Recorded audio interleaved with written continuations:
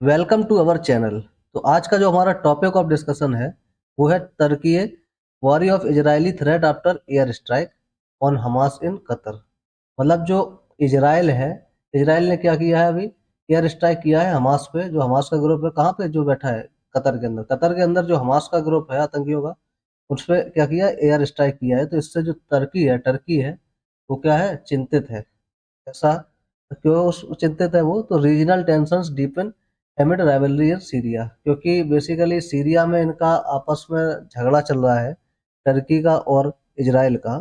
तो उसकी वजह से ये चिंतित है, क्योंकि अगर इतना ज्यादा मतलब उग्र है इजराइल, क्योंकि वो कहीं पे भी एयर स्ट्राइक कर देता है, तो इनके क्या है, इनको डर लग रहा है, ऐसा इनका कहना है।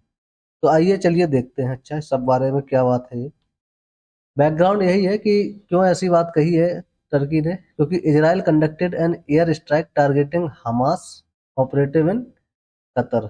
मतलब जो इजराइल है, इजराइल ने क्या किया है, हमास जो ग्रुप है आतंकियों का चालू है, ऑपरेटिव है कतर में, उसके ऊपर एयर स्ट्राइक किया है। तो Turkey has expressed strong concern over Israel's action. तो इस वजह से जो ये एक्शन लिया है इजराइल ने, जो टर्की है उसको क्या है, इससे इसने चिंता व्यक्त करी है कि भाई ये तो कहीं पे भी क्या कर देता है, हमले कर देता है। तो भाई सिंपल बात है, क्या है, सामने वाला डरने लगा।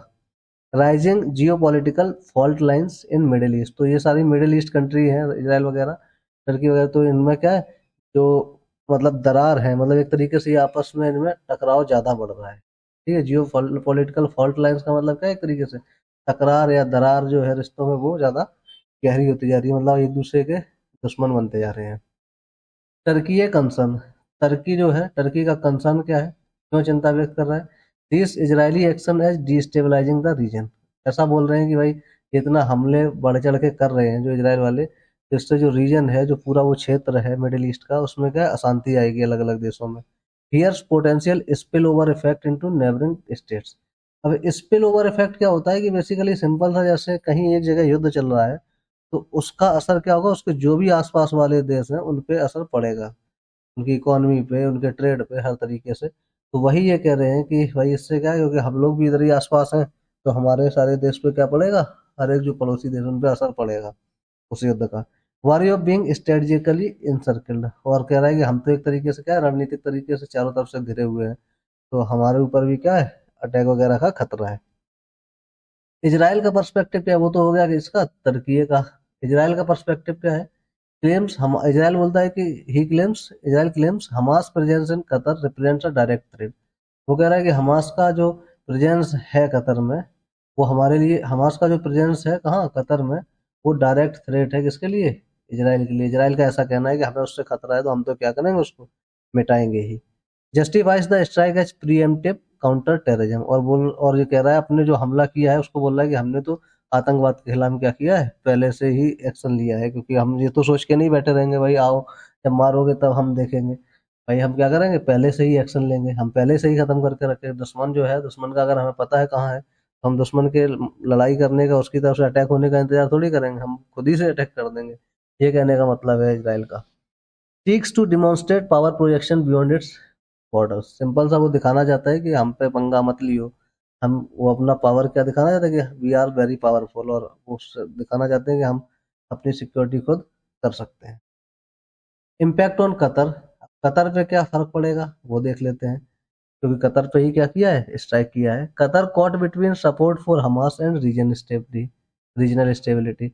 अब सिंपल बात है, कतर जो है वो हमास ग्रुप को सपोर्ट कर रहा है, जो आतंकवादी संगठन है, उससे रीजन में क्या आ रही है, मतलब अशांति आ रही है। तो वो बेचारा क्या है, फंसा हुआ है किसमें, कि वो कतर को मतलब हमास को सपोर्ट करे, या फिर रीजन में स्टेबिलिटी बचाए रखे। क्योंकि अगर हमास रहेगा वहां पे, तो इजराइल क्या करता रहेगा, हमले करता रहेगा। रीजन स्टेबिलिटी क्या होगी, रीजन जो क्षेत्र की जो स्थिरता है, शांति बनी है, वो नहीं बन पाएगी। तो सिंपल सा बात है, वो दोनों ही में फंसा है कि हम इजराइल को सपोर्ट करें या फिर रीजन में शांति बनाए रखें। और ये दोनों ही है, एक चीज बनाने के लिए दूसरी चीज को छोड़ना पड़ेगा भाई।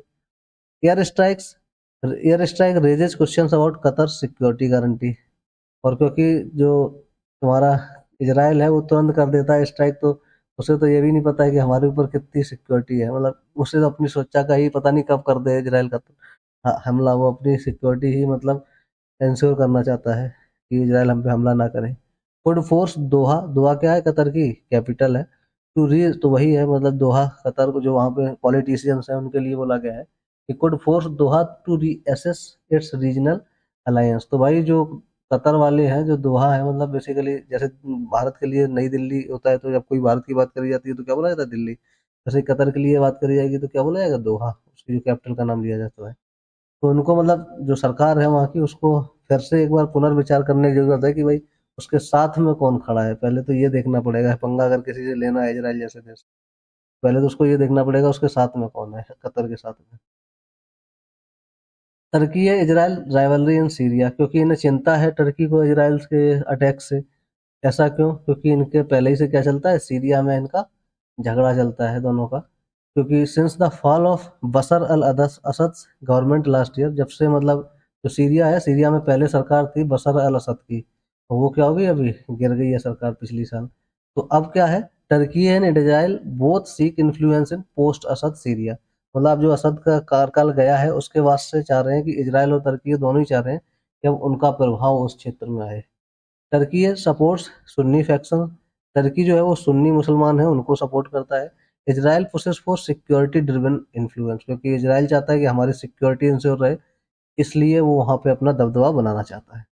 कंपटीशन फ्यूल्स डिप्लोमेटिक टेंशन, और ये दोनों की प्रतिस्पर्धा की अपना मतलब वहाँ पे वर्चस्व बढ़ाना है सीरिया में। दोनों ही चाह रहे हैं कि हमारा वर्चस्व, हमारा वर्चस्व।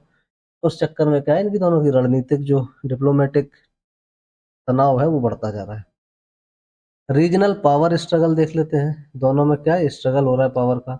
जैसे टर्की है, टर्की सोच रहा है कि regional protector of Sunni causes, तो वो चाह रहा है कि भाई जो सुन्नी है उनको हमें प्रोटेक्ट करना है। टर्की क्या है, एक तरीके से धार्मिक ही वही सोच रहा है एंगल पे, जबकि इजराइल क्या है, वो सोच रहा है कि भाई focused on neutralising hostile groups and expanding security reach. Israel चाह रहा है क्योंकि भाई उसमें भी क्या है, सीरिया में आतंकवादी संगठन हो सकते हैं, तो जो भी उसके लिए खतरनाक ग्रुप है इजराइल के लिए, वो उनको वहां पे खत्म करना चाहता है। और बाकी मतलब अपना क्या है वहां पे, सिंपल सा, जो भी उसके लिए खतरे हैं जो ग्रुप्स के, उनको खत्म करेगा और अपना सिक्योरिटी रीच बढ़ाएगा, मतलब अपनी सिक्योरिटी, अपनी सुरक्षा को वो इंश्योर करना चाहता है। सिंपल ये बात है इसराइल का कि भाई हमें अपनी सिक्योरिटी इंश्योर करनी है, तो हम उस क्षेत्र में क्या करेंगे, अपना वर्चस्व बढ़ाएंगे। Both trying to fill the gap, fill the vacuum बोल दो या गैप बोल दो, लेफ्ट इन सीरिया। तो मतलब जो वहां पे कोई बहुत दमदार कोई वर्चस्व वाला नहीं है, तो वो दोनों ही अपना उस गैप को क्या करना चाहते हैं, दोनों अपने कंट्रोल में, कोई भी उनमें से दोनों में से दोनों ही चाहते हैं कि हमारा कंट्रोल वहां पे अच्छा हो जाए। इंटरनेशनल रिएक्शंस, जो मतलब अंतरराष्ट्रीय प्रतिक्रियाएं क्या है, जैसे यूएस है, यूएस बोल रहा है called for D escalation. US कह रहा है भाई इजराइल को क्या करना चाहिए, अब ज्यादा हमले ना कर रहे। Iran uses this incident to denounce both Israel and Turkey है। और ईरान जो है, जो दूसरा ईरान है, ईरान क्या कर रहा है, इजराइल को भी भला बुरा कह रहा है और टर्की को भी भला बुरा कह रहा है, वो दोनों के खिलाफ है। अरब लीग वॉइसेस मिक्स्ड रिस्पॉन्सेस, अरब के जो देश हैं वो मतलब कुछ सपोर्ट में है इजराइल के, तो कुछ सपोर्ट में है किसके, टर्की के। समझ में आया? तो आगे देखते हैं अब यहाँ पे रिस्क ऑफ एस्केलेशन। अगर ये ऐसे ही वो इजराइल जो है वो लड़ाई झगड़े करता रहा तो उससे क्या दिक्कतें हो सकती हैं, उसको देखते हैं। Turkey Israel tension could spill into open conflict zones. Simple बात है, फिर क्या है, ये धीमे धीमे अभी लड़ाई जो तनाव बना हुआ है टर्की और इजराइल के बीच में, ये फिर क्या हो सकता है कि युद्ध में बदल सकता है। ठीक है, ओपन जोन में आ सकते हैं, मतलब एक तरीके से खुले खुल्लाम खुल्ला लड़ाई कर सकते हैं एक दूसरे से। Air strikes risk dragging Syria Qatar and other neighbours into conflict. और सिंपल सा, ये ऐसे ही एयर स्ट्राइक करता रहा इजराइल, तो क्या होगा, सीरिया कतर ये सब युद्ध की आग में झुलसेंगे, और भी पड़ोसी देश हैं वो भी साथ में। रीजनल अलायंसेस में री अलाइन रैपिडली, और यहाँ पे क्या बन सकते हैं, अलग अलग ग्रुप्स भी बन सकते हैं। ठीक है, कंक्लूजन सिंपल सा क्या निकल के आता है कि Israeli strike in Qatar has heightened Turkey security and anxiety. मतलब सिंपल सा बात है कि जो इजराइल ने हमला किया है कतर पे, तो उससे टर्की की क्या होगी, सुरक्षा की जो चिंता है वो बढ़ गई। टर्की अपनी सुरक्षा को लेकर चिंतित है।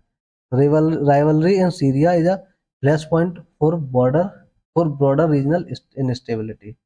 सिंपल बात है, जो सीरिया में इनका दोनों का युद्ध चल रहा है, टर्की का और इजराइल का, मतलब रिवलरी चल रही है एक दूसरे, हर दोनों ग्रुप अपने आप का अपना खुद का वर्चस्व वहां बनाने की सोच रहे हैं। तो वो भी एक क्या है यहाँ पे झगड़े का पॉइंट है, और दोनों चाहते हैं कि हमारा वर्चस्व हो, और उसी वजह से एक दूसरे से क्या है दिक्कत है। फ्यूचर क्या है, depends on diplomatic negotiation versus escalation. अब यहाँ पे कितना नेगोशिएट कर सकते हैं या कितना लड़ाई झगड़े को और बढ़ाएगा कोई भी कंट्री, उस पर डिपेंड करता है कि ये नेगोशिएशन होगा या फिर क्या होगा, लड़ाई झगड़े होंगे। तो इस लेक्चर में यही था। हमारे चैनल के साथ बने रहिए, चैनल को लाइक कीजिए, शेयर कीजिए और सब्सक्राइब कीजिए, और ऐसे ही इंफॉर्मेटिव लेक्चर्स के लिए हमारे साथ बने रहिए, और हम ऐसे ही वीडियोस लाते रहेंगे जो इन्फॉर्मेशन होंगे और प्लस आपके एग्जाम में भी काम आ सकते हैं। Thank you.